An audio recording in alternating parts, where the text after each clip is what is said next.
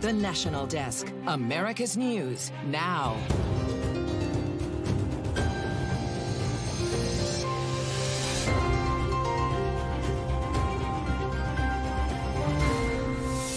Breaking news as we come on the air right now. I'm Amira David. This is the National Desk, America's News Now. Two major stories unfolding right now. Multiple officers have been killed in Charlotte, North Carolina. Meanwhile, on-campus protests, they continue as more arrests happen across the country. But we do begin in Charlotte, North Carolina. We're breaking right now. 3 officers, including a U.S. Marshal, are dead as an active shooter situation is now under control. We've learned that multiple officers were shot while during a U.S. Marshal's task force investigation. At least one other officer is in critical condition tonight.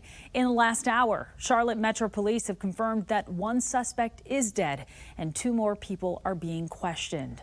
Of course, this is a breaking situation. Stay with us on air and online as we bring you the developments just as soon as they come into our newsroom.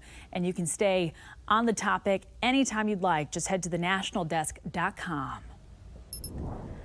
A standoff at Columbia University. Student protesters demonstrating against the war in Gaza. They have defied a demand by the university to leave their encampment. School administrators imposed a 2 p.m. deadline for protesters to pack up and leave or face suspension. Students ultimately voted to remain in place. Take a listen. These repulsive scare tactics mean nothing compared to the deaths of over 34,000 Palestinians. We will not move until Columbia meets our demands or they are moved by force. Meantime, a separate protest at the University of Texas, Austin, the second in the last week, intensifying. And this was ultimately met with police and riot gear. Early reports indicating 40 students have been arrested so far. That's on top of last week's 57 that were arrested on that same campus. But the arrests follow the hundreds of pro-Palestinian protesters that were detained over the weekend as colleges appear to be cracking down on encampments that began popping up about 10 days ago in solidarity with the students at Columbia University. In this map, you can see just how expansive those protests and arrests have been. Student protesters say they have a right to demonstrate against Israel's military bombardment on Gaza and demand their schools cut financial ties with the country. Universities say the encampments violate school policy, while some Jewish students and critics have argued the protests are coupled with anti-Semitic rhetoric, something the administration again responded to. He stands squarely against any rhetoric, violent rhetoric, any hate threats, and physical intimidation and hate speech. Obviously, we believe and we have said anti-Semitism is dangerous. As the protests continue, they're beginning to expose a big political divide on Capitol Hill. National correspondent Matt Gelka has more. Police moved in on protesters at the University of Texas, cracking down on pro-Palestinian demonstrators there. At Columbia, demonstrators defied a 2 p.m. deadline given by school officials. The university said in a statement they would not divest from Israel as talks with protesters broke down. Embattled President Manoush Shafik said the school's encampment created an unwelcoming environment for many Jewish students and faculty. Protesters were told to clear out or face suspension. Campus chaos could give way to Capitol chaos. The protests and war have divided some in the Democratic Party. Anti-Semitism exists and is growing in the United States. That exists among some people in the protest movement, of course. But here is the reality.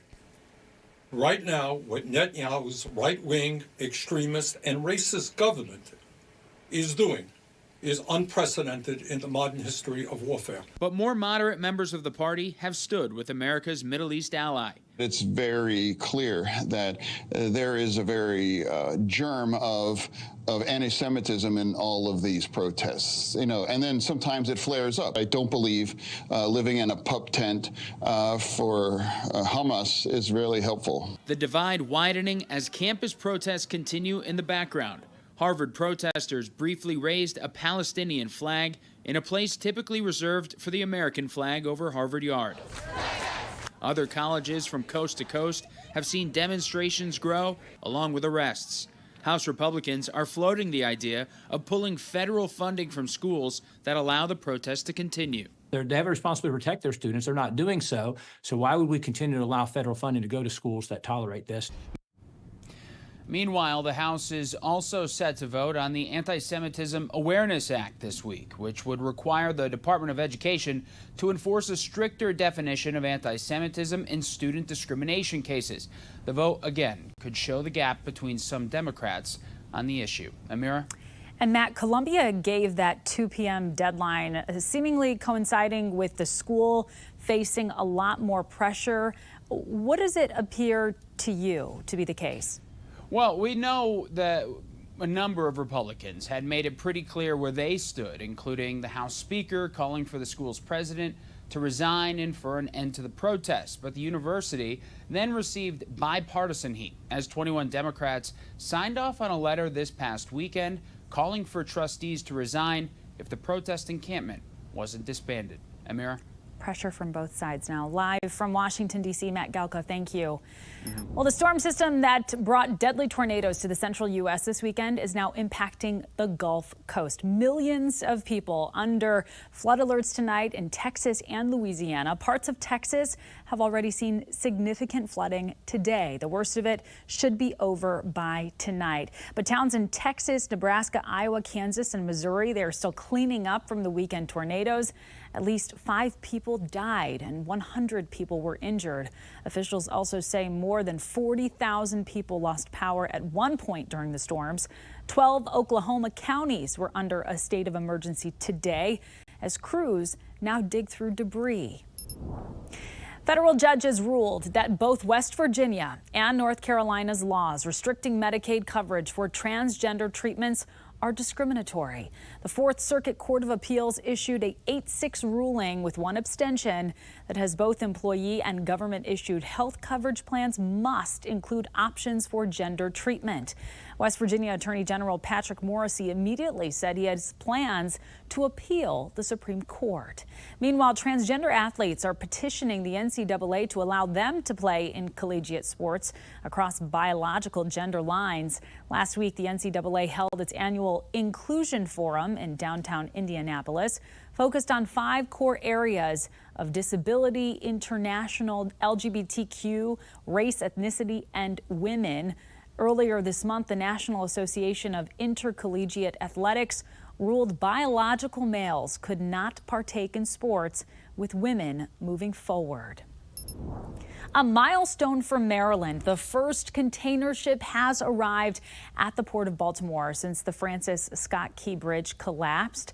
The port posted on X that the MSC Cargo Passion 3 made it through the 35-foot temporary channel yesterday, carrying nearly 1,000 container ships that have been unable to get in and out of the port for more than a month. A trial of thousands of Oahu residents against the U.S. government is now underway. It stems back to November of 2021 when nearly 20,000 gallons of jet fuel leaked out of a storage facility into the water system near Joint Base Pearl Harbor Hickam on the Hawaiian island. Last May, the military admitted the contaminated water injured thousands. Many people are still having severe health problems as a result. They're now seeking financial compensation. A civil lawsuit has now been filed in Missouri in the case of a black teen, Ralph Yarl, who was shot and injured after accidentally knocking on the wrong door last year. Yarl's family argues the accused shooter, Andrew Lester, and a neighborhood homeowners association were careless and negligent. Lester will already be going to trial for criminal charges starting on October 7th. Minnesota State Senator Democrat Nicole Mitchell is being removed from all committee assignments while she is being investigated for burglary.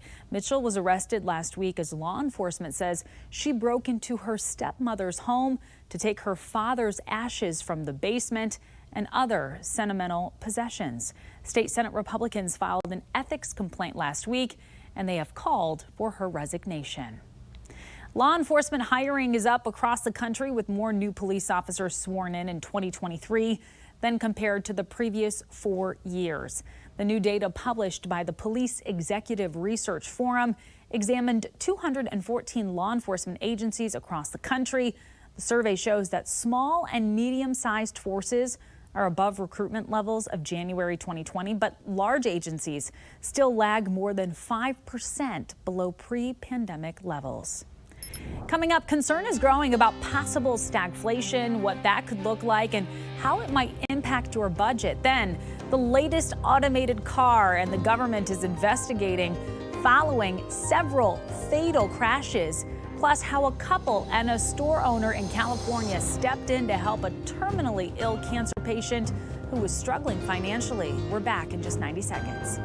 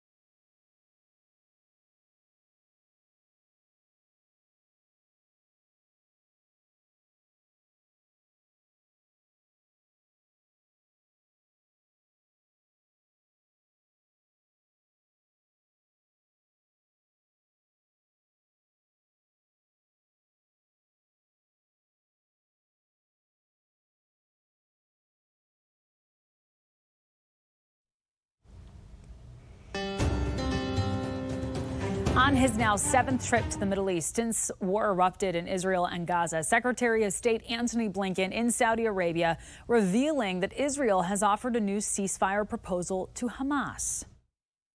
Hamas has before it a proposal that is extraordinarily generous on the part of Israel. And in this moment, the only thing standing between the people of Gaza and a ceasefire is Hamas. Blinken made the comments during a meeting with the World Economic Forum president in Saudi Arabia. After that, Blinken will make scheduled stops in Jordan and Israel, all in hopes of de-escalating tensions there. And 4 weeks after an Israeli strike killed 7 of its aid workers in Gaza, including 1 American, the World Central Kitchen, the Washington, D.C. charity credited with helping to stave off hunger on the war-torn enclave, will resume operations. The organization, run by Spanish-American celebrity chef Jose Andres, considered stopping operations permanently, but decided to resume its mission of feeding Gazans now at serious risk of famine. The kitchen continues to call for an independent investigation into the attack that took 7 of their own. The Israeli military has called the strike a grave mistake. And in the Red Sea, another attempted attack on a container ship. British authorities say 3 missiles targeted a Malta-flagged container ship off the coast of Yemen this morning. There were no reports of damage or injuries. Yemen's Houthi rebels did not immediately claim responsibility for the suspected attack, but the Houthis have launched multiple attacks on ships in the Red Sea since the war in Gaza began. The House of Representatives is back in session tonight, a week after passing the foreign aid bill, including more than $60 billion for Ukraine.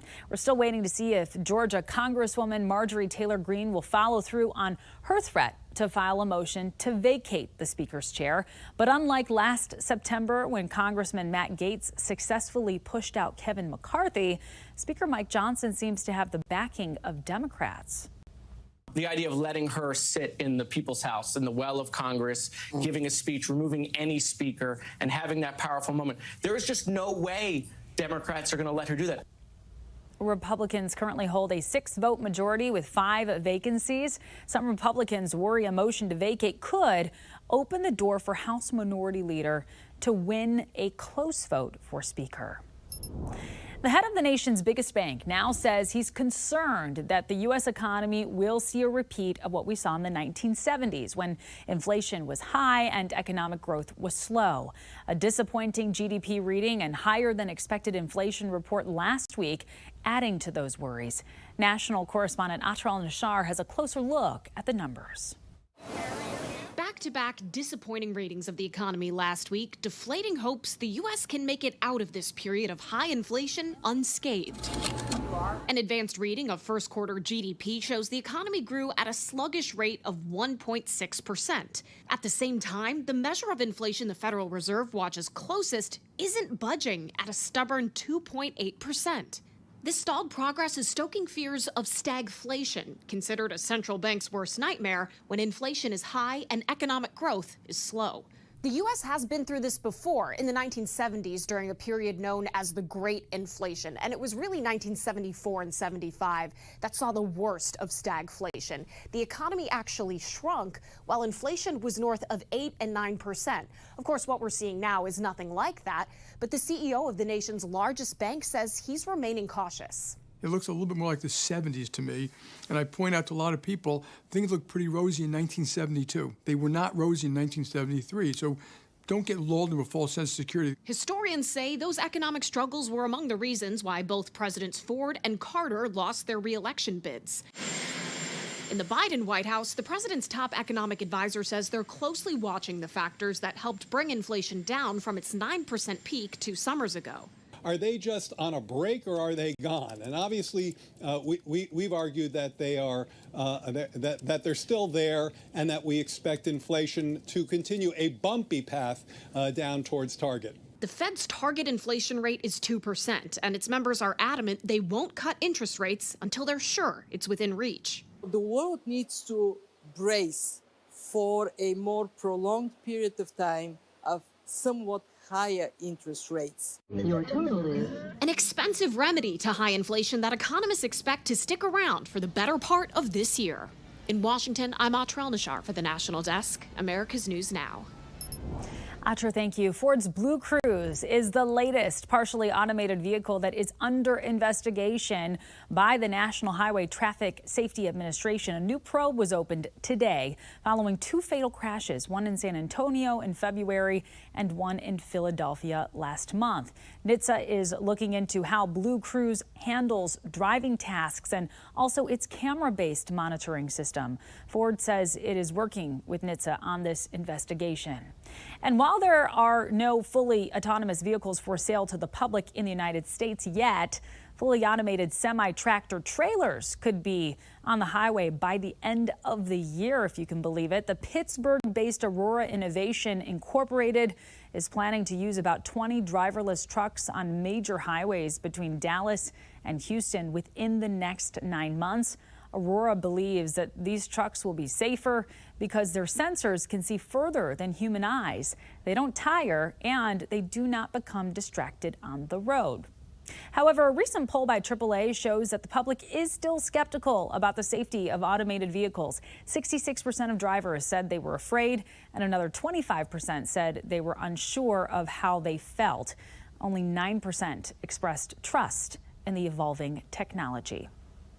Phillips has reached a $1.1 billion deal to settle lawsuits over problematic CPAP machines that have led to hundreds of reported deaths. Since 2021, there have been tens of thousands of reports of them breaking down in the DreamStation devices, which treat sleep apnea. Phillips already said it would stop selling them in the U.S. after several recalls.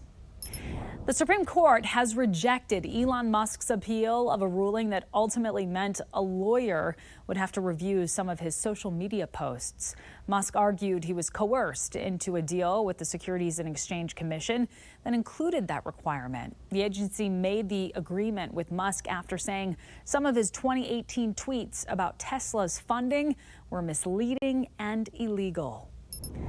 The CDC has documented its first cases of HIV transmitted through cosmetic needles. 3 women were diagnosed with HIV after receiving a vampire facial at an unlicensed New Mexico medical spa. A vampire facial involves taking the patient's blood and injecting it right into the face using tiny needles for skin rejuvenation. The CDC found in an investigation from 2018 through 2023 that certain disposable materials intended for one use were used multiple times. A woman now asking for help to save her sister's life. Medical reporter Liz Bonas shares what she's doing to raise awareness about the need for living kidney donation. Hey there, everybody. Hello to you. After years of watching her sister Deb's health decline, Tamar Israel stepped up to be her donor champion. She says if you've ever considered becoming a living organ donor, do it for Deb. I am on dialysis. I'm doing dialysis 3 days a week, 3.5 hours a day. Tired as ever. Dialysis is a process that filters the blood when your own kidneys can't. It's keeping Deb alive. The cause of my kidney disease was my high blood pressure, uncontrolled high blood pressure. Deb needs a living kidney donor for a transplant to get off dialysis. So far, she hasn't found a match in her own family, but she has found her loving sister Tamar is willing to do everything possible to help get the word out. Every time a living person donates an organ, someone gets moved up the list. Because a lot of people is like me, oh, I'm not a match, so I don't think I would count. But every donor counts. To be a living donor to Deb or anyone else, you simply need to be at least 18 years old, be willing to be tested, be in good health, and have a compatible blood type. According to the National Kidney Foundation and Life Center Organ Donor Network, both are here to help facilitate these transplants. We also do outreach and education to empower people to register to be donors and also to learn more about what it means to be a living kidney donor. If you can help do it for Deb and you're interested in becoming a living kidney donor, I have details on the Liz Bonas Facebook page with all the information. With your health news, I'm Liz Bonas reporting. Coming up, how changes in weather patterns are affecting home insurance rates for people across the country. Stay with us.